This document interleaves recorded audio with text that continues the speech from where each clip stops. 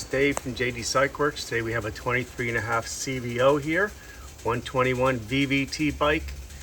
We did a TTS 195 cam in this. It has a Chromeworks 2-to-1 exhaust without reduction cone and Arlen Ness air filter on it. This bike is tuned with the TTS, so I want to show you how it worked out. This bike rolled in at 114.2 foot-pounds of torque and 99 horsepower, and now she's got a kicking 138.5 foot-pounds of torque and 133 horsepower. But look how good this torque comes on down low here. It just comes on and picks up and really ramps up and goes. This bike's gonna be a whole lot of fun to ride around, getting up and down mountains and stuff. It's just another example of what we're learning with these new bikes, with these cam upgrades. Again, this is a VVT bike with a TTS 195 cam. Is the one.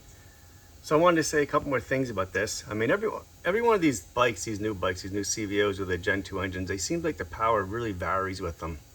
I want you to look at here how this one here started off at 114 torque, ended up with 138.65 and 99 horse and 133 horsepower. You see a lot of other graphs out there, they're showing more power with different configurations or even similar cams. But you gotta remember here, this bike here gained 24.42 foot-pounds of torque and 34.26 horsepower over how it rolled in with the stock cam.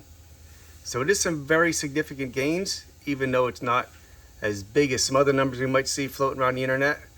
But you gotta look at the gain over stock. Because like I said, these bikes, every single one I do, they vary. They're different. I don't know what it is with them. If it's varying compression ratios or who knows, different parasitic losses throughout the drivetrains. Who knows, tire, I don't even know. But they're not consistent with their power outputs.